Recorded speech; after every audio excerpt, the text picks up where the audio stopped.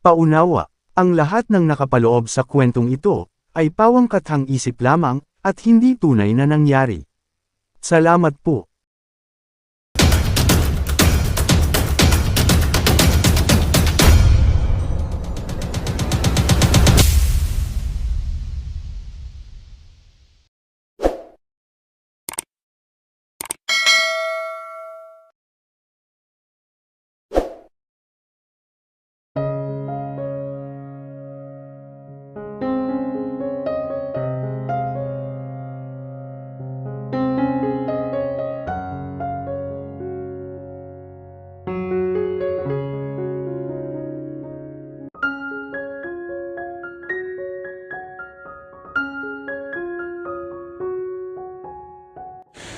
Nagising si Isabel sa ingay na tila nagmula sa nabasag na pinggan.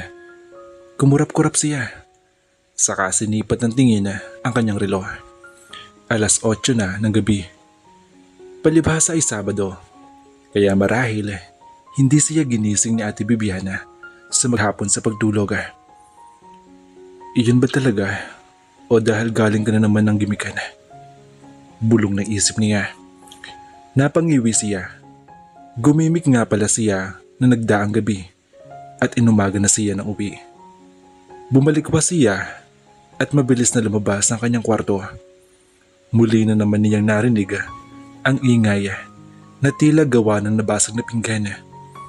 Maya-maya ay narinig niya ang galit na boses ng mami niya. Napabugas siya ng hangin, saka nagmamadaling pinuntahan ang pinanggalingan ng boses. Naabutan niya sa bar ang mami niya na panay ang hagas ng bote ng alak. Sa tabi nito ay naroon si Ate Bibiana na nakatunghay sa ginagawa nito. "Nanit, magigising anak mo sa ginagawa mo." Halatang naiinis na saway ni Ate Bibiana sa mami niya. "I don't care!" sigaw nito. Saka nagbasag uli ng bote. Napangiwi siya dahil may kamahalan ng alak na sinayang nito. "Mama, ang ingay mo!" Sabay na napalingon ang dalawa sa kanya. "Oh, see? Here comes my beautiful princess. Pasensya ka na sa ingay ha. Hayaan mo, lilinisin ko to," sabi ng mami niya. "Ano na naman ba nangyari?" Tanong niya kay Ate Bibiana habang papalapit sa mga ito. "Tinanggal na ako sa sasyo," ang kanyang ina sumagot sa kanya. Halatang lasing na lasing ito. "How's that, my child? Wala na akong trabaho. You had better see your father. Hindi ko na kayang tustusyan ang luho mo." Nagtagis ang mga bagag niya sa sinabi nito. "Oh yeah? Baka naman ang mga luho mo." "Don't you dare to talk to me like that." Akmang susugurin siya nito, pero mabilis itong napigilan ni Ate Bibiana. "Nanit, tama na," saway rito ni Ate Bibiana. "Wala kang karapatan, Isabela. Anak lang kita. Kaya kung ano man ang gawin ko sa buhay ko, wala kang pakialam. Get a life of your own." Galit na sigaw nito. Malamang na nasa bunutan siya nito kung hindi lang naging maagap si Ate Bibiana. "Oo naman I'll get my own life. Malayong malayo sa klase ng buhay mo." Aniya. "Isabel, tumigil ka." Baling sa kanya ni Ate Bibiana. "Hayaan mo siya, Bibiana."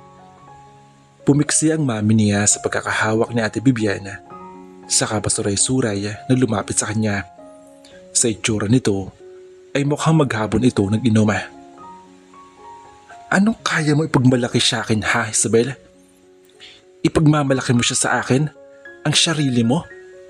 Oh, look who's talking.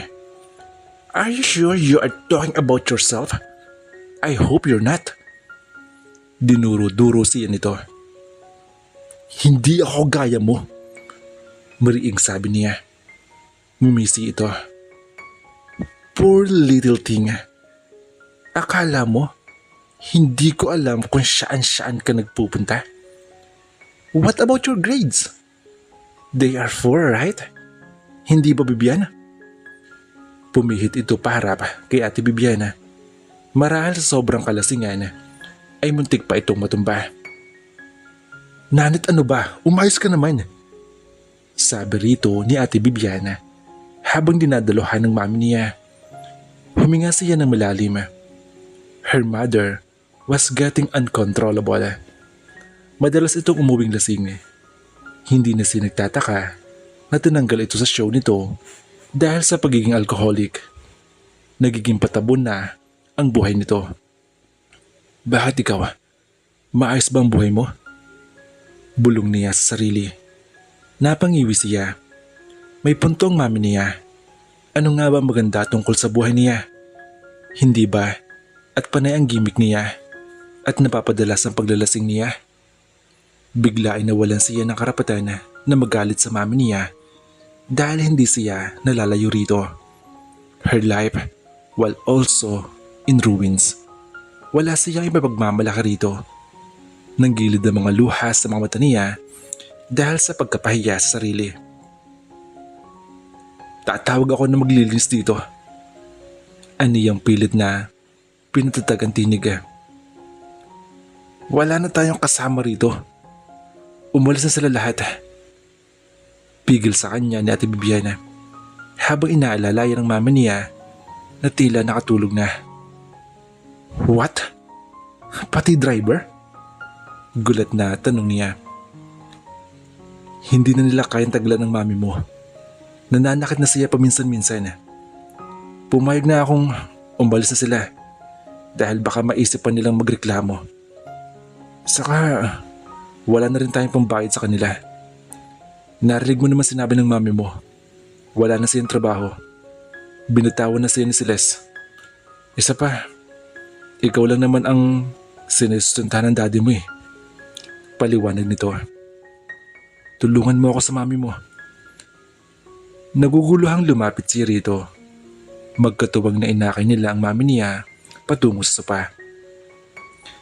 Pabayaan na muna natin siya rito. Sa palagay ko ay tulog na siya. Sabi ni Ate Bibiana nang sa wakas ay maihiga nila ang mami niya sa sopa.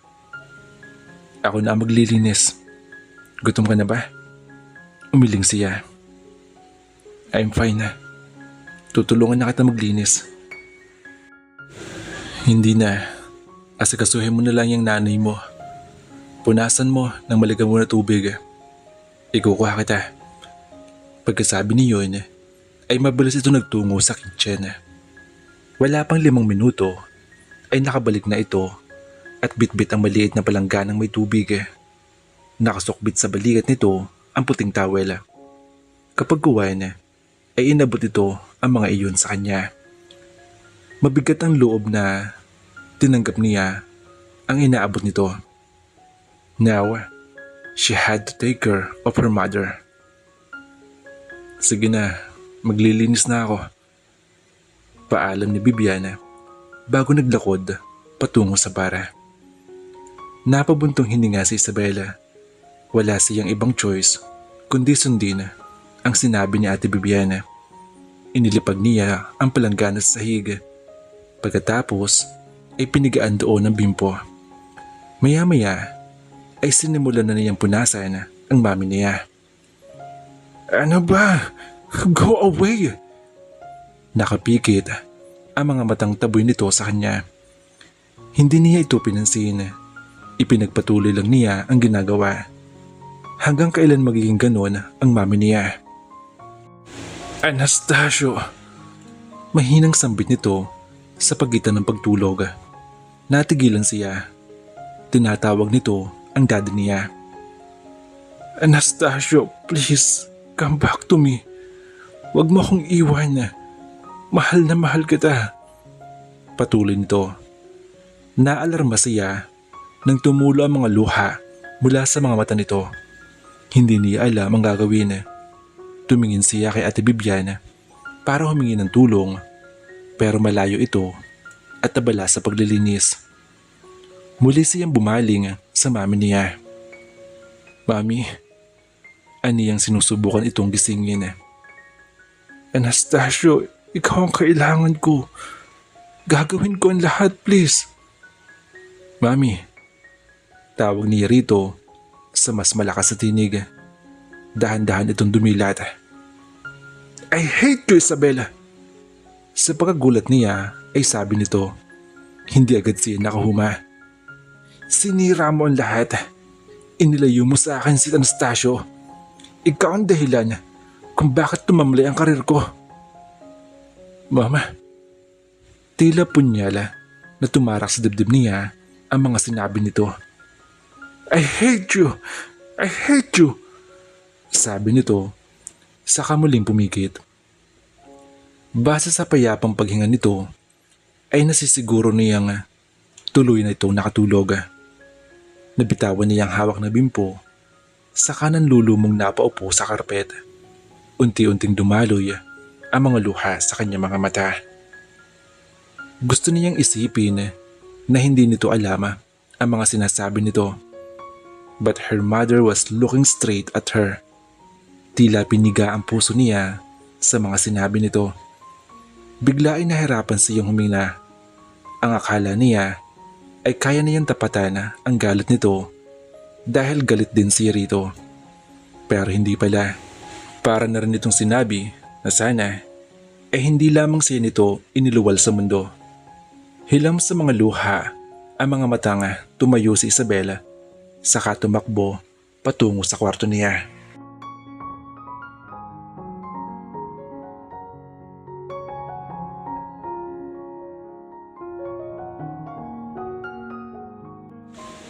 Isabela? Gulat na tanong ni George nang mabuksan niya ang pinto si Isabela. Sa sala na siya natulog dahil tinatapos niya ang thesis niya. Pakiramdam niya ay kapipikit pa lamang niya nang magising siya sa sunod-sunod na kantok sa pinto. Anong ginagawa mo rito? Bakit nandito ka? Nagtatakang tanong niya. Iniiwasan niyang lakasan ang kanyang boses dahil baka magising ang mga magulang at mga kapatid niya. Alam mo ba kung anong oras na? Saglit niyang nilingon ang orasan. Mag-aalas 3:30 na madaling araw. Yeah. Matamlay na sagot nito. Bumaba ang tingin niya sa bitbit nitong bag. I'm sorry. Wala lang kasi akong maisip na ibang puntahan eh. Ano? Bakit ba? Napakunot mo siya. Pumasok ka nga. Bakit ka napasugod? Saka, bakit ba may dala kang bag? Kinuha niya mula rito ang bag. Magtatanong pa sana siya sa dalaga nang bigla itong yumakap sa kanya. Sa pagkagulat, ay nabitawan niya ang bag nito. George, umiiyak na sabi nito. Shh, baka magising sila. Nakaramdam siya ng pag-alala para dito. Ano ba nangyari? Ayoko na sa bahay. Anito, sa mahinang boses. Isinubsob nito ang mukha sa dibdib niya habang patuloy pa rin sa pag-iyak. Anong ibig mong sabihin? Nag-aalalang tanong niya. Hinagod niya ang likod nito para aluin ito. Mama hates me. Natigilan siya sa sinabi nito. Sinapon niya ang mukha nito sa kamarahan iyong inilayo sa dibdib niya. Nagmag-angat itong tingin ito ay nabakas niya ang labis na kalungkutan sa mga mata nito. Relax. Paano mo nasabi yun? Sinabi niya sa akin, George. Sinabi niya na ako ang sumira sa buhay niya. Sagot nito. Hindi totoo yan eh. But she said it. Anito, saka lalong umiyak. Tama na, tama na. Niyakap niya ito. Ilang segundo pang lumipas bago ito kumalas sa pagkakayakap niya. I'm leaving. Ano? Saan ka pupunta? Kinuha nito ang baga na nakasalampak sa sahig. Hindi ko alam. I just want to get away from all of this. Tugon nito. Isabela, gusto lang kita makita. Hinaplos nito ang pisngi niya. Napipikit siya sa ginawa nito. He missed her touch. Isabela, baka nabigla lang mami mo. Hinawakan niya kamay nito. Umiling ito. Totoo ang sinabi niya. She meant it. Isabela, palipasan mo muna ang galit niya. Pangungumbinsi niya sa dalaga. Pero umiling ito. I need to go. Ewan ko pero sa tingin ko, ito ang dapat kong gawin. Baka sa boses nito, nadesidido na ito sa gagawin na. Kung ganun, dito ka na lang muna sa bahay hanggang sa makapag-usap kayo. Suggestion niya. I would love to. Pero nakakahiya sa parents at mga kapatid mo. Isa pa, baka hindi katuwa ng mga magulang mo na narito ako. Tanggin nito. Tawagan mo ang daddy mo. Ayoko. Mabilis na tugon nito. Bumuntong hininga siya. Isabela, matutulungan ka niya. Hindi siya sigurado roon pero naniniwala siyang walang magulang ang gugustuhin mapahamak ang kanilang anak.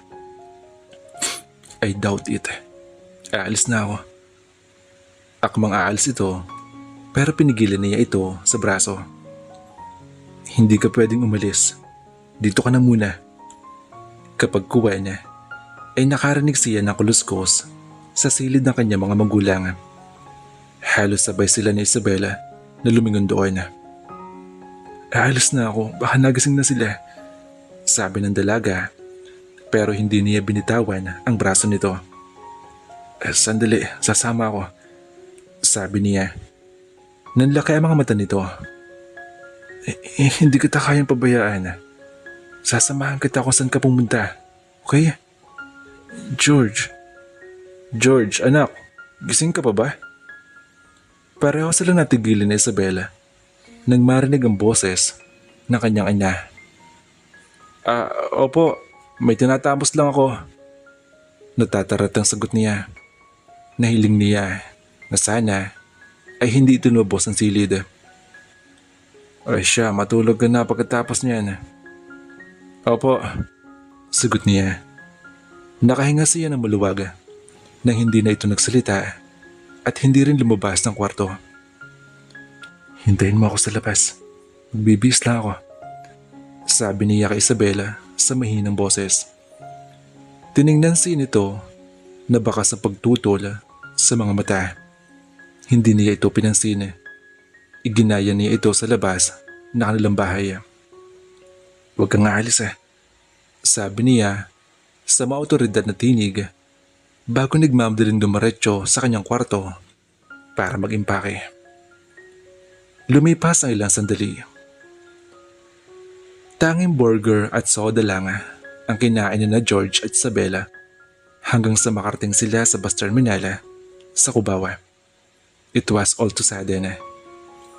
Hindi akalain ni George na magagawa niyang sumama kay Isabela nang hindi alam ang kanilang destinasyon.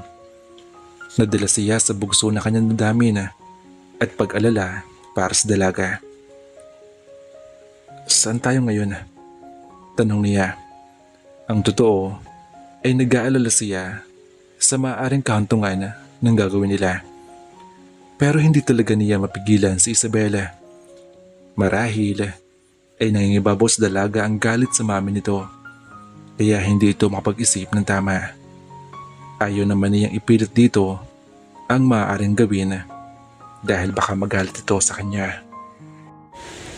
Gayunman ay hindi niya ito kayang pabayaan dahil tiyak na sisisihin niya ang kanyang sarili kapag may mangyaring masama rito. Gagawin niya ang lahat para matulungan ito sa problema nito. even if it took his life. Mahal niya ang dalaga. Mamaya pa ang first trip papunta sa Isabela. May natatandaan akong kamag-anak namin doon. Tugon nito. Napaisip siya. Sa tingin mo ba, kung doon tayo pupunta, hindi nila itatawag sa mami mo?